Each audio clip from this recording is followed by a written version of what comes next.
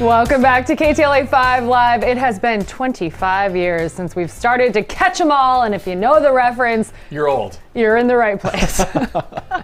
Our friend Emma Fyffe from Venn, it's a new 24/7 streaming network about video games and more, is here to talk about that and so much more. Emma, thanks for being here on 5 Live. Of course, yeah. Thank you for having me. I am old enough to get that reference. Yep. I was alive when Pokemon was born, as you say, 25 years ago. Yeah, 25th anniversary of the Pokemon franchise. The company is celebrating all year long by partnering with big name musicians like Katy Perry, Post Malone, and remaking a series favorite game, Pokemon Diamond and Pearl. Emma, if you got some Poke fanatics at home, how can we get in on the fun?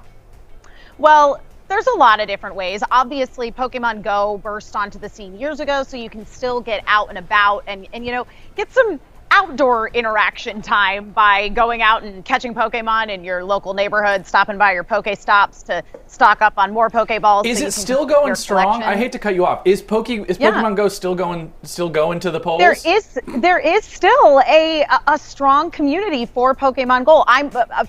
I myself am not super involved in it anymore, but I have friends that, they are still out there trying to catch those legendaries and take over their local gyms for their particular team. We all have was Team those Mystic. Friends. I don't understand. I was actually surprised to recently see that Pokemon is still going strong. I went to Target the other day to get some stuff early in the morning, and there were people lined up waiting for them to stock the Pokemon cards.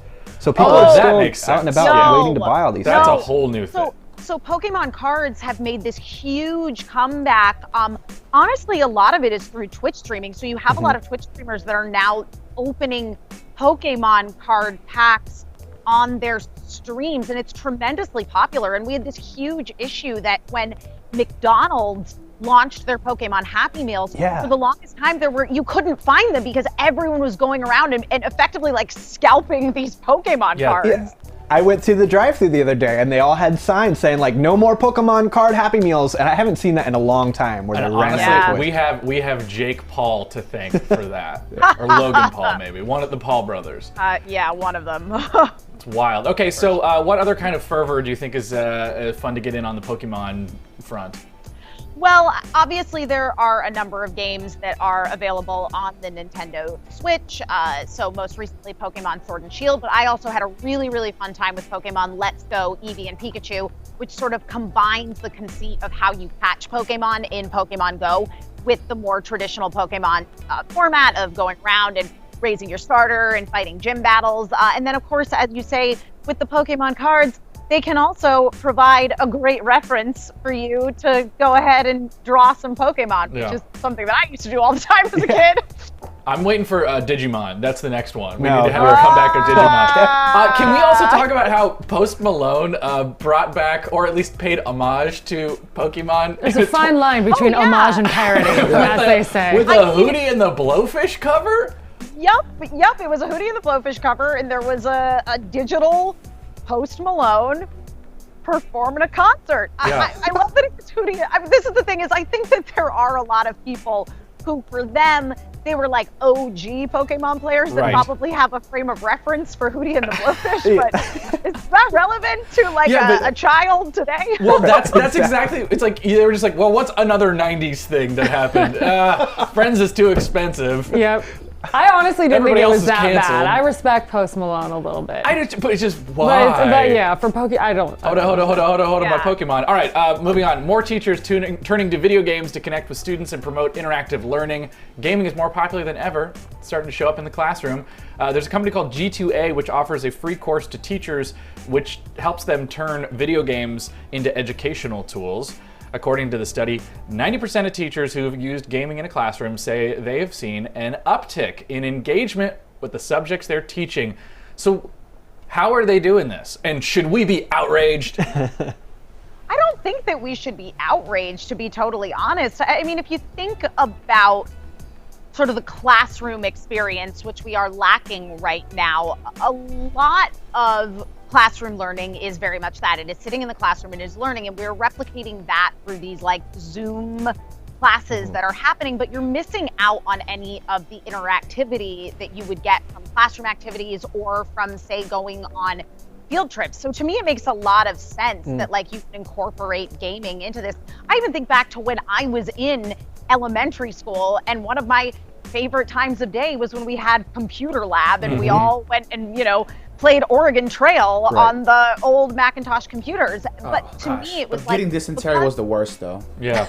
Oh, dying of dysentery. Robert, you were too young for Oregon Trail. I played though. We were poor enough to play that game during my time. So. Okay, fair. Don't break your axle, whatever you do. Yeah, don't lose your axle. You cannot ford that river. No, you cannot. But I think about how that game specifically made me more engaged with that time period of history because I felt like I was experiencing it on some level. And so incorporating games that have some sort of historical aspect to them, if you are teaching a history lesson or, math, there were all kinds of games for learning math when I was a kid. I was a beast at Treasure Map Storm. Like, what? But again, it engages kids' brains in a way that is different than simply like looking at someone on a screen and trying to absorb what they're saying. I think it's probably no surprise. I was really bad at school. And one of the things that I would remember thinking about when I was probably in high school by this time, but I was in AP U.S. World History. I was really bad at school. I was really bad at school when I was in an AP class. I got placed into this AP class. Was a mistake. Was a mistake. Definitely failed it, but Mr. Pappas was my teacher, and he used to write on the board. You would come in and you would just read the notes on the board, correspond to this quiz that you had in front of you. He wouldn't even teach the class. You'd just sit there, you'd read the board. Sure, and he had tenure, yeah. I'm sure. But I remember thinking, man, it would be so cool to see this place or to see these class, to have this realized like in a video game. How fun would it be to like GTA style go around ancient Egypt and like really, and it's weird because then the Assassin's Creed games came out, which kind of were like that, and they have in a way made me like history, especially like ancient history, a lot more because it was so much more, I don't know, easy to like connect with than these sort of like black and white photos or literally hand-drawn notes from a teacher on the chalkboard. So I'm fully for this. I think this is great. Yeah. Well, because as you say, you have that level of interactivity where you are in that world and you're able to interact with things in your environment. So of course you connect with that more than looking at notes on a chalkboard. Yeah. And elementary school for our generation was defined by the Harry Potter series. I think those were always checked out of the school library, but now Gen Z can get involved and even younger in the new Harry Potter controversy. Back then it was teaching witchcraft to kids, which I think that argument has settled a little. But there's a newly anticipated game, Hogwarts Legacy, promising to give players their very own experience in the Potter universe. But Emma, this game is under scrutiny and it had to distance from J.K. Rowling because of her remarks on politics. Many say she made transphobic remarks. So what's going on with this new game? So they recently announced that they're going to be adding more diverse gender options to the game, namely that your appearance will not be tied to a gender. So it's like you can choose witch or wizard independently of choosing if you're male or female. Your voice isn't tied to being male or female. Your body type's not tied to being male or female. That being said, you do have to be male or female, and there is no non-binary option available as of right now. Developers were saying that they did have to fight with Warner Brothers Games, the publisher, quite a bit to even get these options as an option within the game. And as it stands right now, they are. So the thing is that, J.K. Rowling, it's the real issue that we see here is this concept of like, can you remove the artist from the art? Because this is somebody who created this world that to a lot of these young people, it felt very, very inclusive. I mean, that was one of the things that I think was so appealing about the Harry Potter universe, were these people who felt like they didn't fit in, like they were others, like they were weird in some way, looked at Harry Potter, and Harry Potter was this sort of underdog hero who came from nothing and turned out to be, the sort of chosen one. But it was everybody in Harry Potter that in their own world, they might have been sort of a misfit, but in this world, they belonged. And so I understand completely the betrayal that people feel over Rowling's remarks, which are incredibly hurtful. So, but it is a struggle because I think that this is the Harry Potter game that we've all been waiting for, which is the game that's going to give us a Harry Potter experience where like you get to be you and live in the world of Harry Potter. Yeah. Have you But played? even for some people, they don't have the option of being them. Have Yeah. you gotten the chance to test out the game or anything? No, I have not yet. We're just starting to get these reports now, but there's been a lot of controversy surrounding this game and certainly surrounding the series creator. But It seems like that would be an easy thing for them to just fix. It's like it doesn't seem to have to change the entire narrative of the game. You know, if it is about like Totally. representation, just add another option. This is like Yeah. a controversy that feels like it's almost unearned because the game still, even though it is part of the J.K. Rowling universe, it was. I mean, I'm sure she didn't just write the code for it. oh no, no. And I think that it's such a thing that's so much bigger than she is now that you want to be able to have people explore this fiction that they love without feeling like Yeah. they are excluded, and that doesn't seem like that big of a deal. Now I will say Yeah. this as a squib myself, my parents were both magical and I got no magic powers. Oh, no. I'm still upset because none of the Hogwarts is open to me, so I'm gonna leave it at that. That's fair. That's fair. Yeah. So include a non-binary gender option and also a non-magical person option, and then we can talk Right. Hogwarts Legacy. Yeah, can you be a muggle in this game?